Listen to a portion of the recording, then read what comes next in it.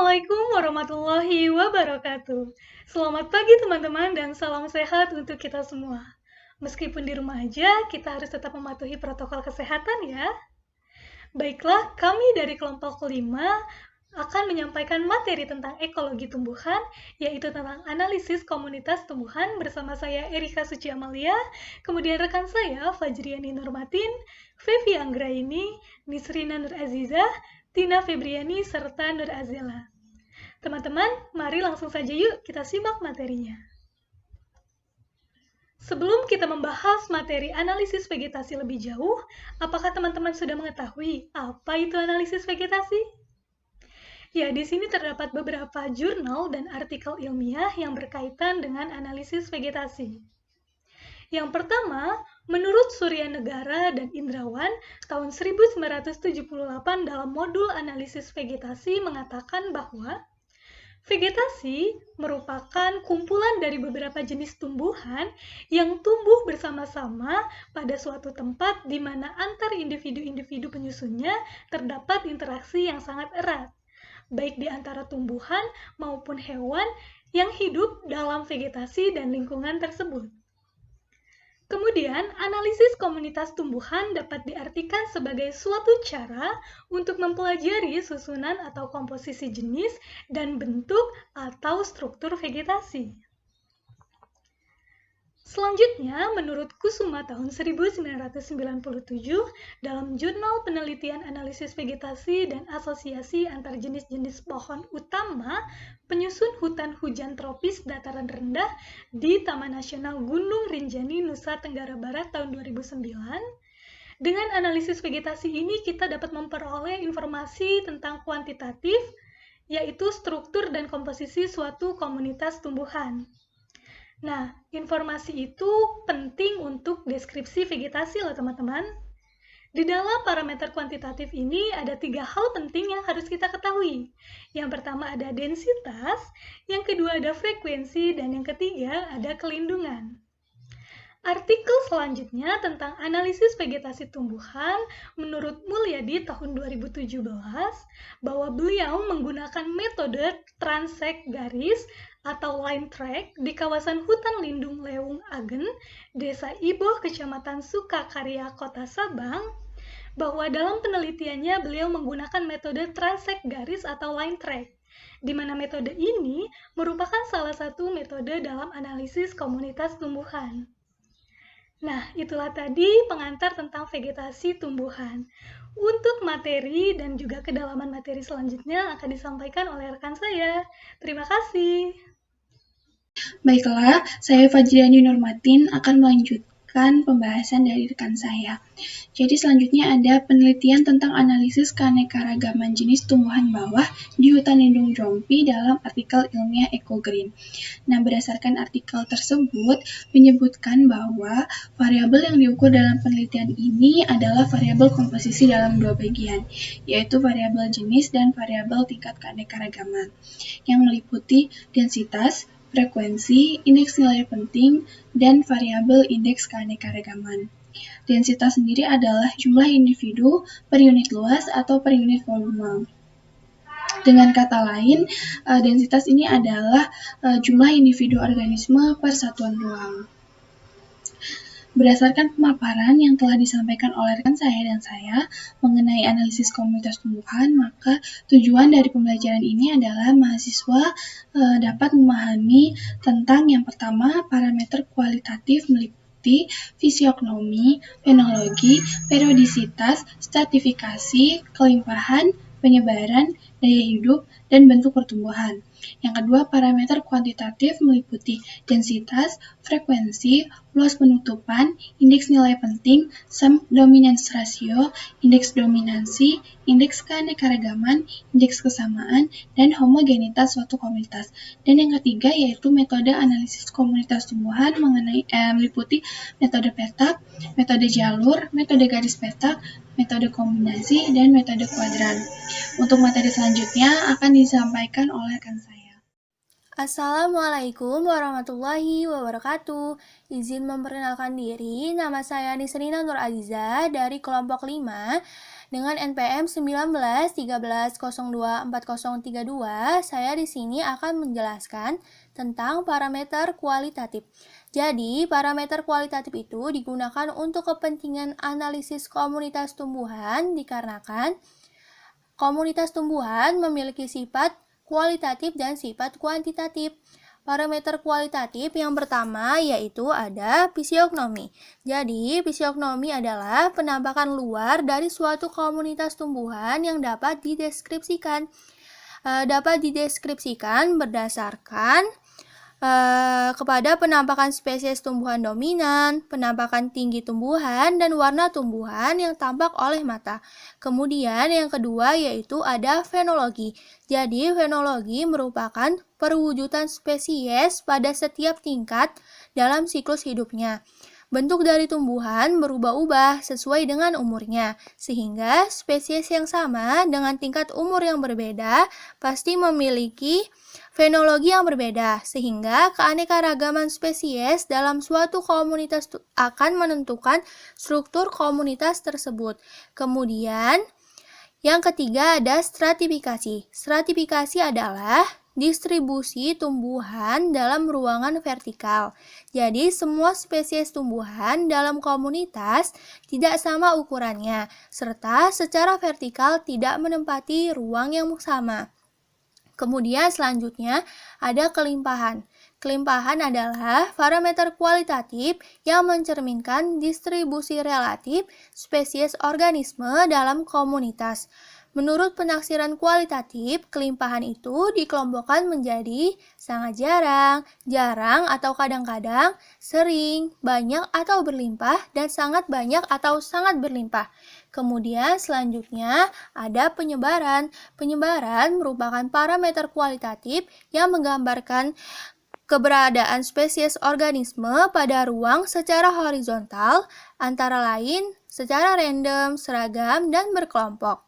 Kemudian, selanjutnya ada daya hidup atau vitalitas. Daya hidup atau vitalitas adalah tingkat keberhasilan tumbuhan untuk hidup dan tumbuh normal, serta kemampuannya untuk bereproduksi. Kemudian, yang terakhir yaitu bentuk pertumbuhan. Bentuk pertumbuhan merupakan penggolongan tumbuhan menurut bentuk pertumbuhannya, habitat, atau menurut karakteristik lainnya, yaitu seperti pohon, semak, perdu, herba, dan liana.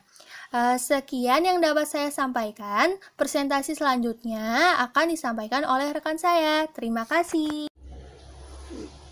Baik, selanjutnya saya akan menjelaskan tentang parameter kuantitatif. Jadi parameter kuantitatif ini suatu analisis vegetatif, yaitu pada tumbuhan, komposisi dan struktur pada tumbuhan vegetasi. Nah, jadi pada parameter kuantitatif ini terdapat menjadi dua bagian, yaitu kerapatan dengan rumus kerapatan mutlak atau KM sama dengan jumlah suatu spesies dibagi luas petak contoh. Selanjutnya kerapatan relatif atau KR sama dengan kerapatan mutlak suatu spesies dibagi jumlah kerapatan seluruh spesies dikali 100%. Selanjutnya pada frekuensi. Nah, frekuensi spesies ini dapat dihitung dengan rumusnya, yaitu frekuensi mutlak Fm jumlah petak contoh yang diduduki spesies jumlah dibagi jumlah banyaknya petak contoh. Selanjutnya frekuensi relatif atau FR, yaitu frekuensi mutlak spesies dibagi jumlah frekuensi seluruh spesies dikali 100%. Selanjutnya pada penutupan. Nah, jadi pada penutupan ini adalah proporsi luas tempat yang ditutupi oleh spesies tumbuhan dengan luas total habitat. Jadi pada tumbuhan spesies ini seluruh total pada habitat yang telah terdapat yang telah kita hitung. Nah, jadi selanjutnya dominasi. Nah, jadi dominasi ini dominasi mutlak dengan rumus jumlah luas bidang dasar spesies dibagi jumlah total luas petak contoh. Dan dominasi relatif yaitu atau DR, yaitu dominasi mutlak spesies dibagi jumlah dominasi seluruh spesies dikali 100%. Selanjutnya yaitu indeks nilai penting. Nah, indeks nilai penting ini menggambarkan kedudukan ekologis suatu jenis dalam komunitas. Jadi pada indeks nilai penting ini menggambarkan kedudukan tumbuhan, berbagai macam jenis tumbuhan dalam komunitas. Nah, jadi rumusnya itu yaitu INP sama dengan kerapatan relatif persen ditambah frekuensi relatif persen ditambah dominasi relatif persen.